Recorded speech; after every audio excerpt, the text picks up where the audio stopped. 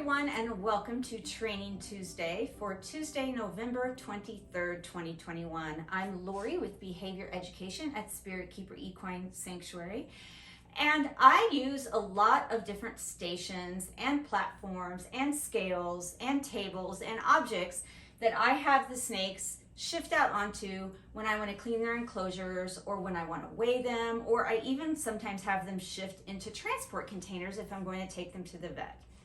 But one of the stations I like to use is this converted cat tower that we have put on wheels, and it's easy to roll around, and that's what I'm actually going to use right now to feed Laurel. I'm going to ask her if she would come out of her enclosure and onto this station so that while she's eating, I can do some enclosure maintenance.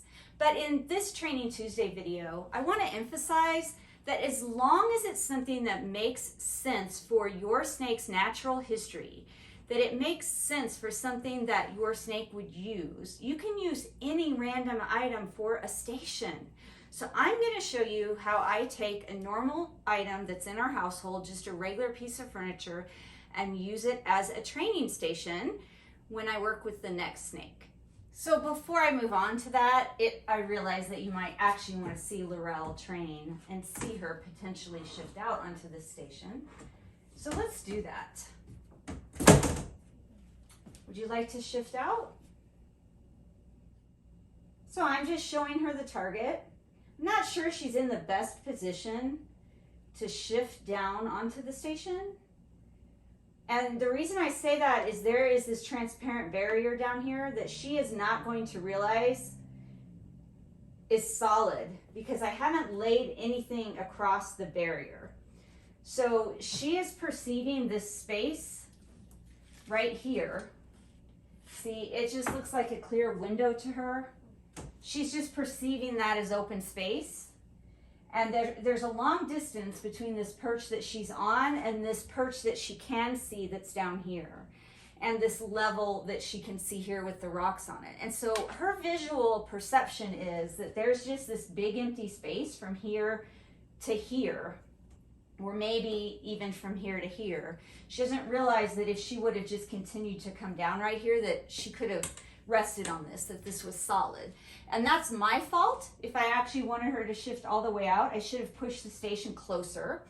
Or I could have set something here that was a visual for her to see that it was a bridge across. And I could have set anything there. So I could have set this cardboard box lid here, and then that would have given her something to visually perceive. And she would see, oh, that's solid. I can come out onto that surface and then climb onto the station. Even though Laurel is hanging here eating, I went ahead and I cleaned this half of her enclosure. I changed the substrate that I keep underneath her water. I took her water out and I cleaned her water and changed it, and now I'm replacing her water. And yeah, I did all that with her eating right there. And I'm talking to you with her eating, hanging right there. Because I've had Laurel for over 2 years. I've done lots of gradual desensitization with her. We've developed a trusting relationship. Laurel is comfortable and relaxed in my presence. And she is still comfortable and relaxed in my presence, even though she's eating. That's not going to change. And so the fact that she's eating right now doesn't change anything that I'm going to do around her because she's comfortable and relaxed with me. I'm going to work with a different snake now, and I'm not going to roll that station over here. This snake is located on the bottom level of a 3 enclosure stack, and I will change the camera so that you can see, but I'm just using a normal piece of household furniture. I'm using a bar stool, basically. And this is really a great tool to use for snakes that climb, like my Morelia Bredli, my carpet pythons, any of my snakes that like to coil around things. So I'm going to turn this over and I'm going to set it on the floor like this, and it gives her lots of things as options to climb out onto if she wants to. She's still learning to shift out, so she may not shift out of her enclosure, but the whole idea is to start getting her used to seeing stations outside of her enclosure so she becomes more and more comfortable with these things. And I've already been doing some work with her on that, so let's see what happens tonight.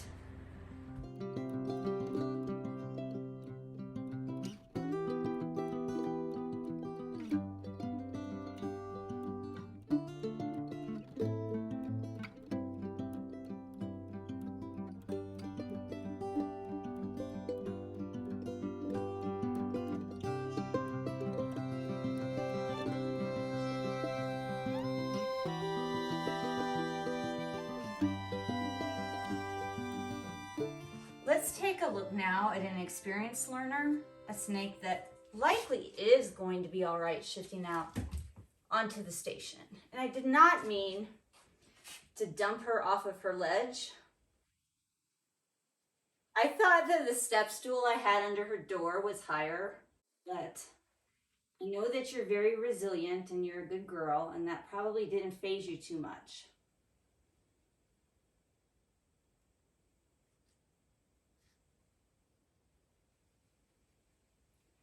Now you'll notice that Triangula doesn't have a lot of hesitation as she does this exercise, even though I'm not sure that she has seen this stool before. And I think she's getting a little bit ahead of me and knows what I'm going to ask her to do. I really want her to loop around this leg, and she was going to shortcut it and back up. But I want her to loop around the leg so that her whole body gets out of the enclosure, and I can move the stool out of the way while she's eating, and I can clean in there. And so this way I'm guaranteed that that happens, that her whole body is out of her enclosure. I'm going to ask her to touch the target and pause there. And then I'm going to deliver reinforcement. Good girl. What a nice job. Obviously, she's not only one of my most experienced learners, she's one of my most confident learners and very resilient. She shifts out onto a lot of various different objects. I don't think that she has seen this particular upside down stool before, but she really didn't hesitate to do what I asked her to, even though she kind of fell off of her ledge. I thought this stool was taller. Actually, I should have put it like this. This is what I intended, was for the stool to hold up her door so that she didn't fall off of her ledge, and I screwed up. But she's a very resilient snake. I have been working with her since she was a little baby. She is half of a set of twins, and she's always been a very good learner, very resilient. We've done lots of different activities, and so I'm not surprised that despite her little fall and my screw up, that she did just fine with this activity. Now I'm able to move this stool out of the way. I can open both of her enclosure doors, and I can do all the cleaning I need to, and then I can shift her back in one of several ways. I can just pick her up and put her back in, because I've also done habituation to touch and handling with her. Or I could put the stool adjacent to her enclosure and let her go in when she's ready. Or I can feed her a second small food item and I can target her back into her enclosure. So there are lots of options. Another option would be for me to put a hide box or a smaller station out here that I knew that she would climb into or climb onto, and then just lift that whole hide box or that whole small station into her enclosure. So there's lots of options for putting her back. There's more options if your snake is comfortable and relaxed with you and used to generalizing behaviors. So what you saw here was she generalized a targeting behavior that she knows very well to target out and onto this stool. And that's because she has done this targeting behavior in all sorts of different environments and all sorts of other circumstances. That she was able to generalize it and know what to do, even though she hadn't seen this particular station before. That's all for this week, folks. Well, wait, no. I have a guest trainer this week that I'd like to share a video from, and that is Michelle Williams from West Liberty University. She is a zoo science major there working on her graduate thesis, and I had the privilege to coach her for almost a whole year with her training project that revolved around training false water cobras. And then I began coaching her to train other species of snakes and some species of lizards and turtles. And she sent me a video earlier this week. Well, I guess it would have been last week now, working with one of their caimans. And it's just a short clip of her target training a caiman. And she's doing such a fantastic job with all of these animals she's working with. I wanted to share that during one of our training Tuesdays. So enjoy this video of Michelle working with a caiman, and I will see you next Tuesday for more training talk. I appreciate your interest in animal behavior training, enrichment, and welfare. And until next time, everybody, please remember to always be kind and love your animals.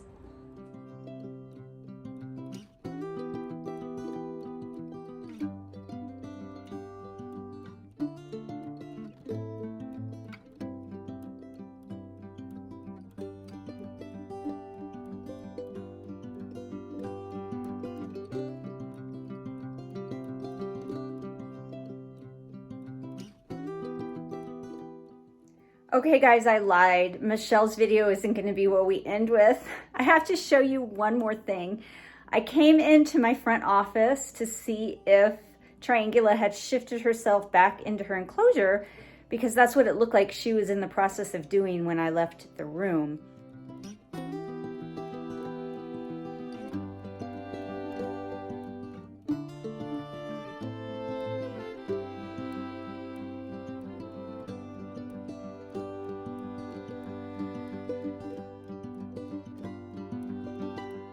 And she found the targets. She found the platform I set the targets on, and she was just sitting there with her face on the targets. So I had to go get her a food reward and reinforce her for that, because she did the exact behavior that I've taught her to do. And I wanted to make sure that even though it was unintentional that she did that, I didn't mean for her to do that this time. She found those targets on her own and she stationed herself there with her face on them. I went ahead and reinforced that. So this time I'm going to stand here while she eats, and I'm going to pick her up and put her away when she is finished, or I suspect she'll just keep going back to where I have the targets lying.